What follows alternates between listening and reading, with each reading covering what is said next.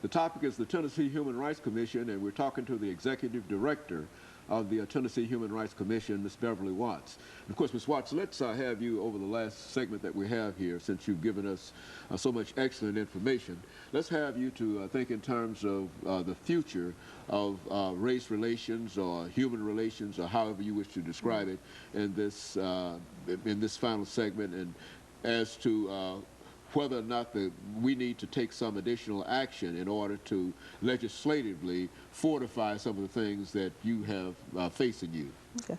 I think, you know, if there's one thing I'd have to say, 40 years after Dr. King's death, I think we still have work to be done, that the resources available to those of us who do this kind of work probably are not a lot and are limited. So always there's a need for more resources. Does that mean more public dollars? Maybe. We can always use more people. So we're looking for ways to collaborate with the NAACP, some of the historic organizations, to make sure things are happening. There's a lot of pieces of legislation in Washington. Currently the Leadership Conference on Civil Rights and others are looking for ways to do that. I know that the Leadership Conference is looking at trying to redo the Civil Rights Act of 1957, review it, revise it, and update it. And that was the bill that created the U.S. Commission on Civil Rights.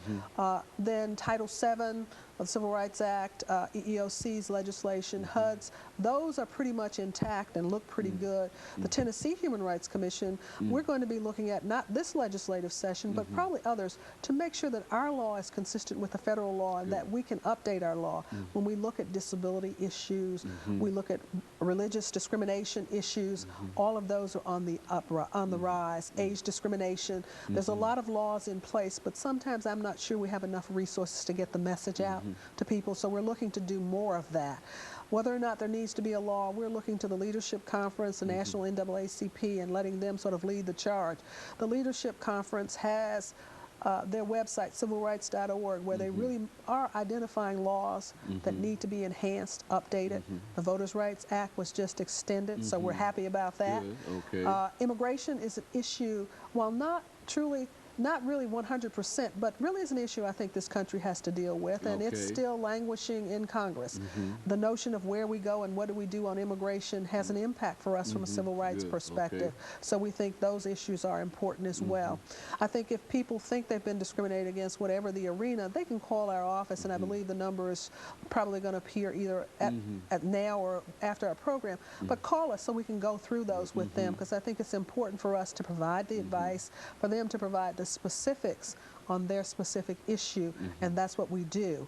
Now, if I always had a magic wand, we'd always want more people so that we could respond to the issues that are raised. Will we get that? Probably not, so we have to be realistic. I think the other thing for us is that this year, the legislature is reviewing us for sunset. Every Tennessee agency, with the exception of a few, has sunset legislation, so we have to be reauthorized every so often. What does that mean for your organization? What that means is that every agency goes out of business or is set to expire, if you will, unless the state legislature extends us. For us, our date for expiration is June 30th, 2008.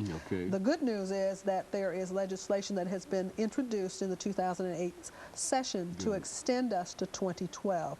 So we'll be going before the legislature, telling them who we are, what we do, how well we do it, and responding to some audit issues, and hopefully getting an extension to that date. So that's what that means. But they have the ability, the law is so written that they have the ability to simply end the Tennessee Human Rights Commission at their discretion as the legislature. Right, and it's written in every 5 to 7, every 3 to 7 years is really what it is, every 3 to 7 years. So we're looking at that. Well, now, what would be the justification for such a law? All of the agencies in Tennessee and the legislature has written it into the law. Some states have it, some don't. This is one. So it's not just us, it's every agency, but I'm talking only about our agency at this point. And they would just review and decide whether or not what needs to that happen. you're really doing what you're supposed Exactly. to do. And that's that you're really what making it is. A It's, very, very positive impact rather than a negative impact. exactly. And it's an evaluative process, and it gives the legislature an opportunity to evaluate our performance, how well we're doing, and how well we're going to do things in the future. So. You talked about sending out investigators. Give us some information relative to that. I mean, these individuals who go out and determine whether or not a hotel or a house is or whatever is not doing what it's supposed to do.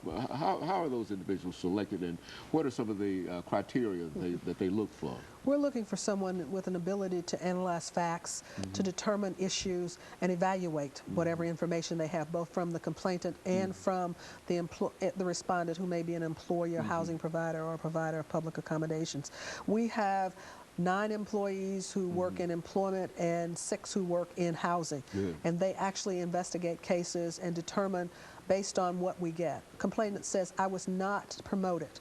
Someone else was promoted. Okay. And I wasn't promoted because I am a female over 40. Okay. And I happen to be black. And we get cases where all 3 of those elements are looked at. We may or may not find that that is discrimination. But then they come back to us and they says, by the way, I filed a complaint with you 2 weeks ago, and my employer fired me. Okay, well, that because I filed a complaint. That's a retaliation claim, and a lot of our issues are retaliation. It is unlawful to retaliate against someone because they file a complaint of discrimination with our organization. So sometimes we'll review that. Our investigative staff looks at all of the facts. What did the complainant say happened? When? Were there witnesses? We'll interview those witnesses. What did the respondent send in? We'll talk to the respondent. What did they do? If they're a manager of an apartment, we'll talk to that manager.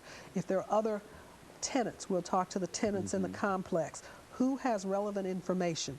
So we're like the investigative staff. If we find information that leads us to believe that discrimination has occurred, we'll turn it over to our legal staff. Okay. And they'll start either legal proceedings or they'll attempt to conciliate the matter.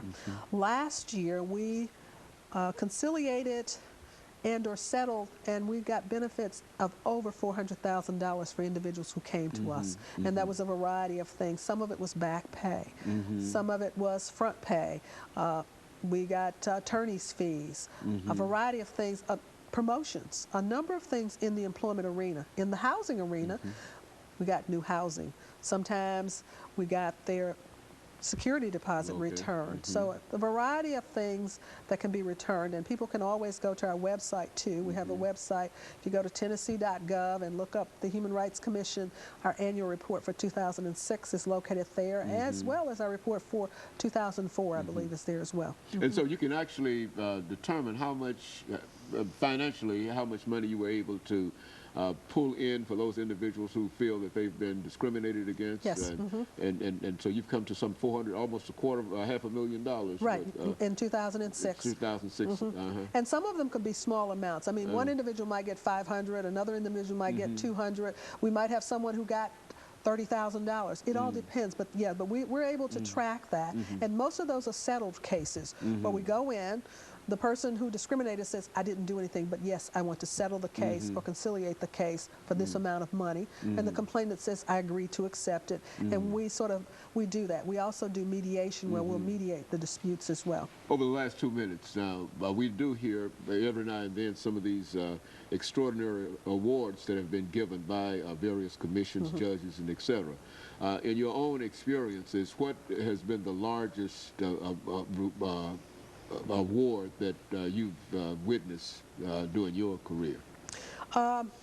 During my career, we had a case in Kentucky where we got about $3 million for one person. For one person? For one person. That was about $3 million, and that included a promotion, it included bonuses, it included reassignments, it included housing pay, it included a variety of things, and it included back pay for failure to promote over a number of years. And that was about about $2 to $3 million, yes. Now that was an extraordinary... That was extraordinary and unusual at the local level. You'll find EEOC has cases that'll settle. You'll find in like 30, 40 million. Well, that's a class action. So that doesn't mean one individual gets it. It could be as many as 100 individuals or more that might be paid those amounts. But that's what I've seen. And then we had one case that settled for $150,000 to one individual, again in Kentucky when I was there.